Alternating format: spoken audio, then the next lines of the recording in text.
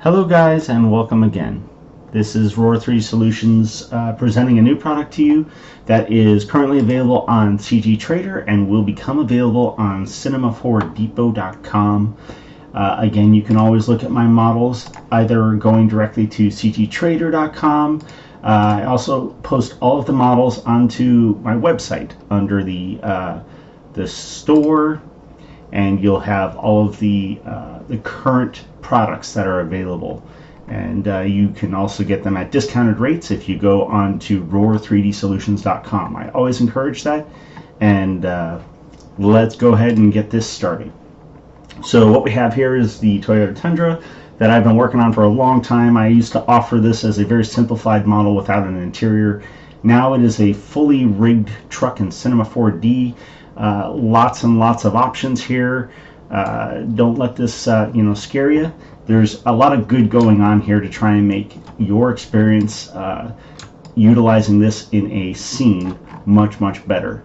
So first off, we have to talk about some of the rigging that's just straightforward. You have wheel rotation just by the global axis of moving the vehicle along the plane. So that's kind of a neat feature that is included on all my vehicle models, and a big thanks to Jamie and Kyle for helping prepping that. And what we've done here is we've gone through and made a number of options. So I want to go through them because there's too many to not talk about. So first off, you have high and low detail. So low detail does not get rid of text on the vehicle, but it does remove the interior, and high detail brings the interior back. So if you're running on a system where you want to do a distance shot, you still have the benefit of having a reflective windscreen and windows all around, and you'll be able to render that out much quicker. Now, I do have to note that the tires are actually 3D modeled. They're not just a texture with a displacement, and because of that, it will take a little bit more time to render out, but trust me, the output will be worth the wait.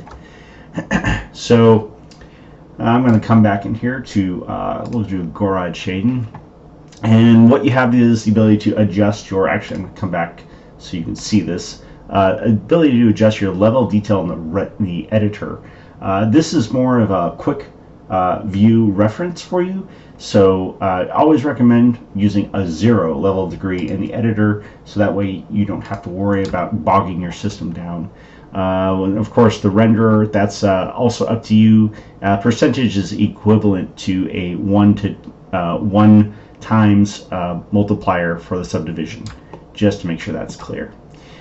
So we also have the standard truck and the off-road package, and this is something I'm a little excited about. You have the ability to switch your headlights, the front bumper and the rear bumper, to a off-road kit that is actually something that I've purchased personally on my Tundra that I own.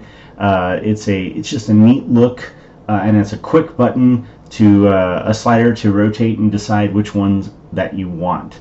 Additionally, on the off-road package, I'll leave that on for a minute because it is a beefier off-road look. You have fender flares that you can eliminate or bring back, because not everyone likes fender flares. I personally do, and I think it gives a really nice look to the truck. So fender flares, you have that option. You can play with them, hide them, whatever you like to do. And of course, as a truck, this is a crew cab setup, but I've given a camper shell that you can either hide or display. And the camper shell is very straightforward, and I'll get into some of the controls on that, but you have a roof rack that goes with the camper shell. You can choose to hide that or show it. You do have the ability to hide the camper shell alone and leave the roof rack, and it is a child of the camper shell. So it will disappear from the scene if you decide to hide the camper shell. And then of course we're going to get into some of the paint, and this is always the fun part. Whenever you want to make a model, you normally have a specified paint that you're going to want on it. These are very generic colors. So if you want a red truck, you can make a red truck, a black truck, a silver truck, whatever your heart fancies. I always like the gray color. I actually have this on my Tundra, and like that appeal. You also have the ability to go ahead and adjust wheel color, and that will also adjust a couple of the accents that are on some of the different components. And it's just something that kind of makes this pop over other models. Now granted, you probably don't want white, but yes, you can make those adjustments as you see fit. And of course, calipers and whatnot. If you've purchased my original model, then you know that I had kind of a really low-end brake system on the truck. Now I've increased the resolution on the calipers, and they're going to look a lot better for you. And you have the ability to go and adjust that color, because sometimes you just want to make that adjustment. So what we also have is a shader for the interior. So the interior is using a bump map to give you a leather type feel. I'm kind of zooming in right now just so you can kind of see what's going on. And you have, you know, multi-color interior. So let's say you want red, for example. You can change the interior to red and black. And maybe you want it opposite of what I just did. So we'll make this black and let's make this red. But the idea is all the same. So you have the ability to make some adjustments, and you have some different interior colorations that you can go ahead and modify. And again, it's just to kind of make it a little bit more optimizable for whatever it is you're going for. Naturally, we have the window wipers. Always got the window wipers on the vehicles, and that's just a timeline thing. So in the actual rig itself, in fact, I'll bring it up so you can see. So this is the rig for the vehicle. There's absolutely a lot going on here. But as you can see, anything that has a timer, which I believe in this case is just the blinkers and the window wipers, they only activate when you have the timeline running. So if you're in the middle of a scene and you're trying to get the window wipers to go, there's a reason if they're not running, because your timeline is not running. So if you render it out, it will run. Of course, you also have the ability to steer your wheels, and in doing so, you know, the wheels are parented properly so that you can go ahead and rotate the wheels, follow a spline if you like, and have that kind of follow your trail. Of course, you have each of the doors are adjustable, and you can open them on up. So we'll go ahead and open all the doors here just to make sure that they're open. I'm going to open each of the doors first, and you have window control. So if you want your windows to lower and raise, they will do so. And there's a bend deformer in here that doesn't allow it to make contact with anything that you're actually seeing between the interior or the exterior. So that was thought out carefully, but you have the ability to go ahead and lower those windows down if you want to have an open window shot. And they're individually controlled, so you can lower all of them down if you like, leave them all up, so on and so forth. So I'm going to go ahead now and actually I'll do a quick render in here so you can see what's going on. A lot of stuff happening on the inside of the vehicle. Tried making the detail fairly accurate yet fairly simple, so it will render out pretty quick. There are some materials here that are using Loomis effectors and whatnot, so the end result is going to be really nice if you're running a render. And you can see we have floor mats in here as well, and that's just kind of an added little touch. So we'll go ahead and close everything, lower the windows, there we go, and then let's get into the tailgate. So the tailgate is as simple as a Tundra really is. It has all the mechanisms on the inside. I didn't give a ton of effort on the jam on the tailgate, just to keep things simple. It will open nice and clean, planar to the bed and the surface, and you have that 90-degree rotation.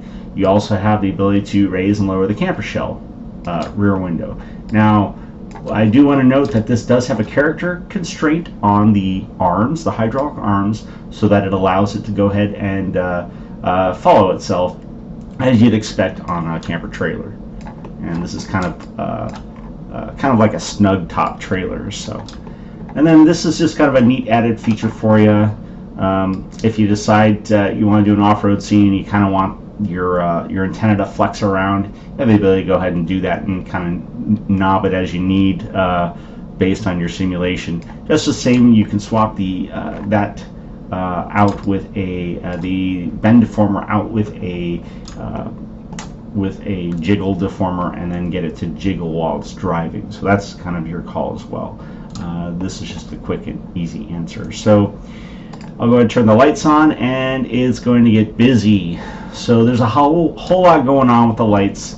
As I mentioned, this is a pretty extensive off-road design. I'm going to go ahead and turn the lights off. Actually, no, I'll leave them running just so you can see in the editor while it's running. You have your blinkers flashing front and back.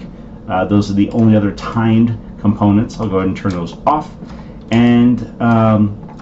And what all do you have? So we're going to turn the sky off for a minute, and let's go ahead and let's get rid of that, and let's just start with running lights. So your running lights are going to illuminate as they would on the actual Tundra. You have kind of a running light sitting right here inside the light assembly. You also have a running light that will work on your standard bumper package. So I took the consideration of, whichever one you decide you want to go with, you have that ability to run those, or not. You can turn them off. Same, you have the headlight, which will run on either bumper package. So if you have your aftermarket headlights, they'll run and give you kind of a nice output, and the same thing when you're running the standard headlights. And everything was optimally mapped so that you're going to get a really nice output, and the lights aren't reflecting in places that they shouldn't be reflecting. So we're going to go ahead and throw the lights on the camper shell, and I'm going to go ahead and put a floor in just so you have a reference, and you can see that there's actually a bit going on here. So I angle it up like this, and I go ahead and hit go on the render. What you have is you have your headlights, and then you have a whole lot of extra light that's going to help flood the area for the roof rack. So this is just kind of a nice, neat little add-on. Again, you don't have to run the roof rack. You can absolutely remove that, and then you don't have to worry about it. Same thing in the back. We have a license plate light that gives you a little illumination on the ground too. You have your brake lights in the back. You have your third brake light that both is going to be on the vehicle side and on the camper shell side. So you're going to have some power there if you're doing a night scene and you want to be driving the vehicle. So just keep that in mind. So what I'll do is turn off that light bar, and I'm going to go in. You may see I put a couple of notes in here. If you're using the standard truck, you have the fog light control here. Now the standard truck, again, is the difference of this guy right here.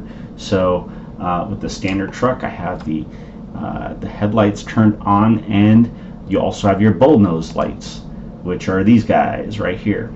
So if I turn those both on, those switches will operate both the fog lights and the night light on the bullnose for the truck. So now you got lots of illumination on the standard truck if you want, and again, this is optimizable, so you can just take those lights off the bullnose if you want. You can remove the fog lights if you want. It's all up to you, and whatever power it is you want. So I'm going to go ahead and turn the off-road lights on. Actually, I'm sorry, we just did that, so I'll leave that be and kind of go into the cargo lights. So cargo lights kind of give you some lighting. It's meant more for if you remove your camper shell, you're going to have cargo lights kind of illuminate just as it would on the third brake in the bed.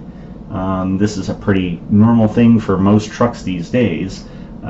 So you kind of have a nice illumination there, and at the same time I allowed it to go ahead and go through the camper shell. So now you have an interior lighting that's going to kind of penetrate through that wall of the front side of the camper shell. And you can also remap the light there to not do that, or the right answer, the quick answer, is just remove the cargo lights if you have the camper shell on. Okay, so then we have our turn signals, and for the sake of doing so, I'm going to go ahead and turn the lights off and do our right and left, and if I turn on the lights in the editor, that's going to be our about 15. It's about every 1 second, 30 frames will give you a cycle for the range mapping that I've designed for the lights. And there you go. So you have each blinker, and this will be a proportional control. It'll look actually really nice as you're running through a simulation. So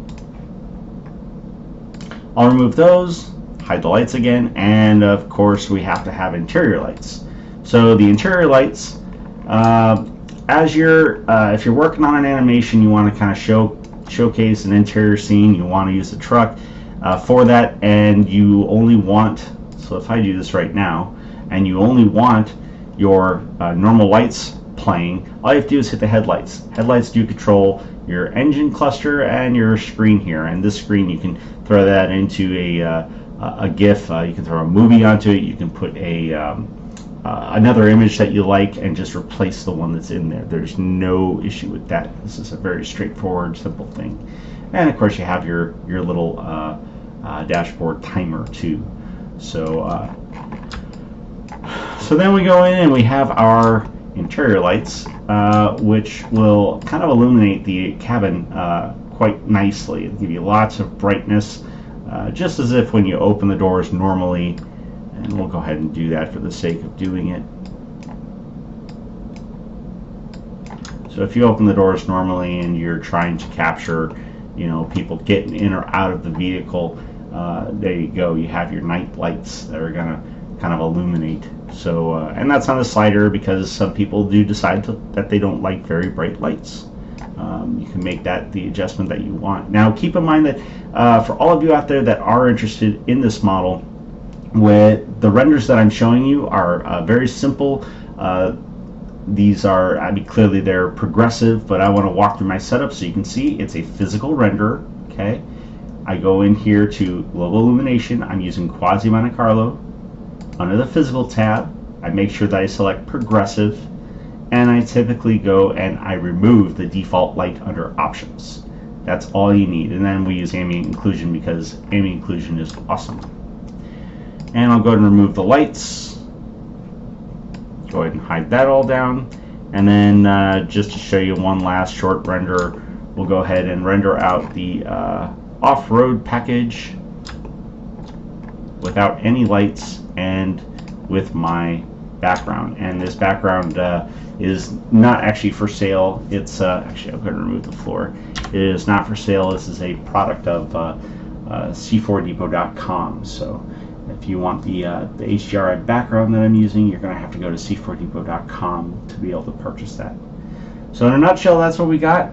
I hope that you guys enjoyed this video. If you have questions about rigging or are trying to figure out how to rig a vehicle and have an interest in being able to sell your own models, reach out to me. I'm happy to help. Always like to give a hand to a fellow modeler whenever I can. And as always, happy modeling, guys.